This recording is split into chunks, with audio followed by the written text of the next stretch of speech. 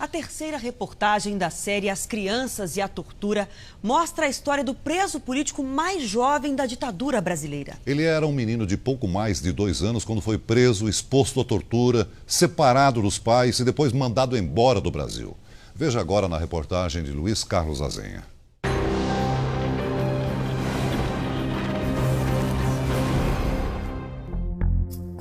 A imagem do menino de pijama de florzinhas, carimbada por um órgão da repressão. Ernestinho tinha 2 anos e 3 meses de idade.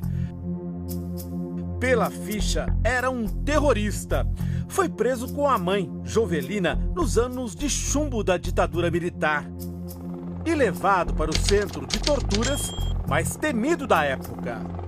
Me levam para o banco, meu pai está no pau de arara e me põe na frente do meu pai, né? E aí eu reajo também. Falo, não, bate meu pai e tal, né? O pai, Manuel, preso no mesmo dia, já tinha passado por várias sessões de tortura. Manuel veio com as mãos amarradas e já não ficava mais de pé, ele veio se arrastando. Aí ele pulou do meu... Aí outro ponto que eu não aguento. Ele pulou do meu colo assim e passava a mão. Não bate no meu paizinho, não bate no meu paizinho. Falava pro torturador. Daí levaram o Manuel, daí um pouco levaram ele também. Manuel tinha 23 anos de idade e diz que Ernestinho foi usado muitas vezes para pressioná-lo a entregar os companheiros. Então ele foi ver o Ernesto, assim, aproximadamente 1 metro, 2 metros, e simulavam muito espancamento. Aí depois sumiram com o Ernestinho. Esta foto dos arquivos da repressão registra a saga do Ernestinho e de outras crianças.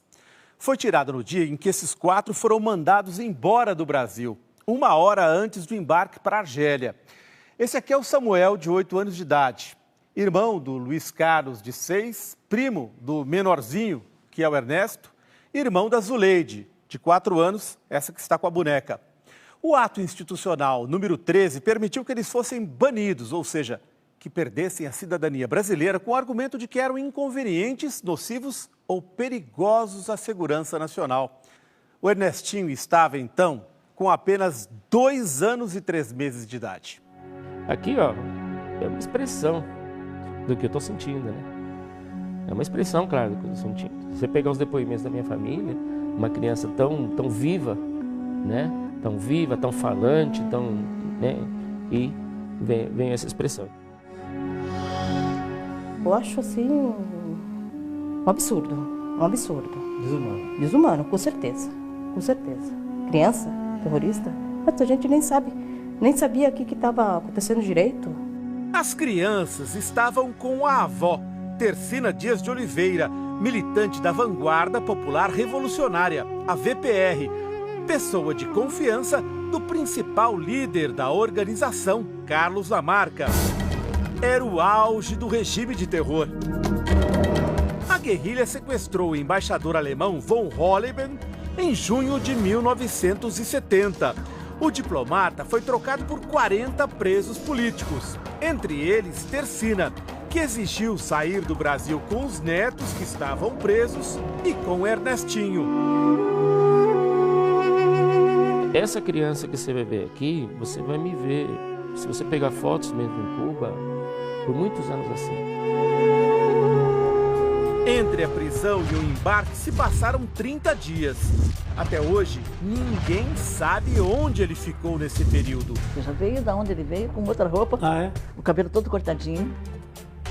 A Zuleide também veio, a Zuleide tinha o cabelo comprido, todo cacheado. Bem cortado? Bem cortado.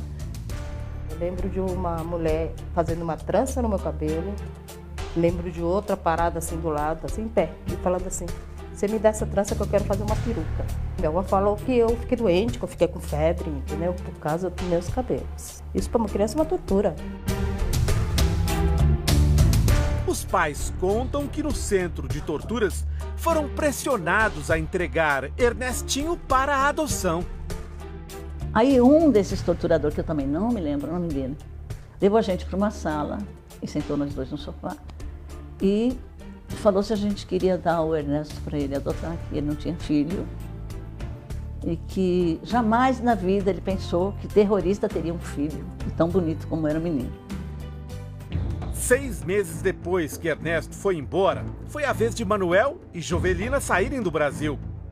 Eles foram libertados em troca da vida de outro diplomata sequestrado pela guerrilha, o embaixador suíço Giovanni Bucher. Antes de embarcar, os presos passaram por mais uma humilhação. As fotos deles nus foram tiradas na sede da polícia política. Eles queriam tirar minha foto nua, meu marido não me deixou. Aí no outro dia me levaram, sozinha.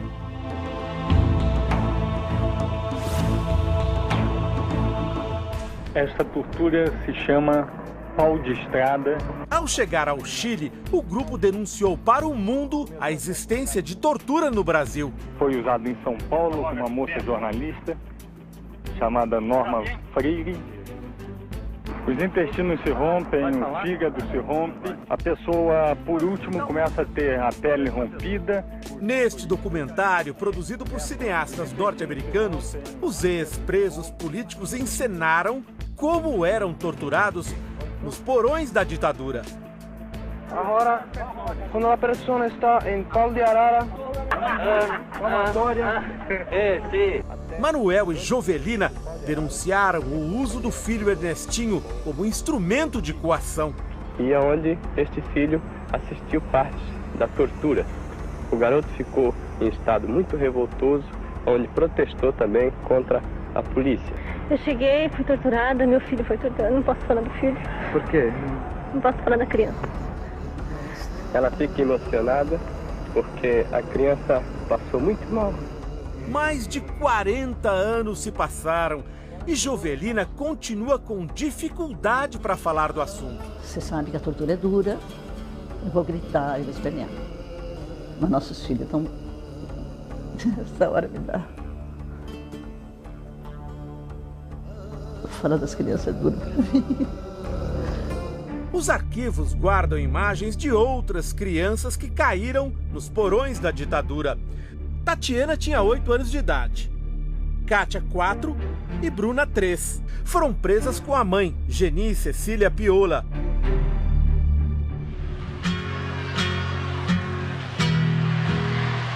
Este outro documentário, feito por chilenos, registra o desembarque de Geni e das filhas no país. A família vive até hoje fora do Brasil. Vem, vamos embora, que esperar não é saber. Quem sabe faz a hora, não espera acontecer. Ernesto passou toda a infância e a adolescência em Cuba. Nos primeiros anos de exílio, Ernestinho era uma criança diferente. Espera acontecer. Sua primeira memória é mais difícil. É em Cuba? É. E meus pais entrando em casa. E eu correndo e me enfiando embaixo da cama. E com medo. Eu me enfiava, sempre que entrava gente em casa, eu corria e me enfiava debaixo da cama. Além de rejeitar os pais, ele quase não falava. Eu fui levado no pediatra para dizer, para ver se eu era autista, o que era, porque eu não... Até isso? Sim, meus pais fazem isso, né? Mas eu tinha uma inteligência normal, como você estava vendo minhas notas. 9, 9, 9, 10, 10, 10. Ernesto, o mais jovem subversivo fichado no país, hoje é um especialista em tecnologia de informação, mas teve dificuldades em voltar a ser cidadão brasileiro. Perdi todos os meus direitos civis. Perdi o direito de estudar minha língua, perdi o direito de frequentar a escola. Quer dizer, além de eu não poder estudar aqui, nem me dão o direito de reconhecer meu diploma aqui. Não, meu conhecimento que eu perdi em Cuba não vale. Foi só no ano passado. Só o ano passado que reconheceram, né, meu diploma. Além disso, Ernesto enfrentou o preconceito. A gente vive um exílio branco, né? Quer dizer, você tem que se coibir, não pode falar. Se eu falar que sou de Cuba, você é reacionário e começa a discussão. Aí vem aquele pessoal que começa a falar de terrorista e disso, imagina. Apesar do sofrimento, ele se orgulha de ter contribuído com a resistência. Essa conjuntura que a gente vive hoje no país, graças a esses jovens corajosos, né? esses jovens corajosos. E aí eu tenho que me incluir. A mãe lembra que num cerco policial, o bebê Ernestinho foi decisivo para convencer os guardas que no carro viajava apenas uma família. Mas no automóvel estava Carlos Lamarca, um dos guerrilheiros mais perseguidos do país. Lamarca pegou o Ernesto. Jô, não deixe esse menino sofrer. Nunca na vida ele salvou a minha vida, ele salvou a nossa vida. Esse menino foi que nos salvou, sabe? E as lágrimas corriam do Lamarca. Isso me marcou muito. O que eu pude fazer para não deixar ele sofrer, eu fiz, né? Mas o mundo está aí, né?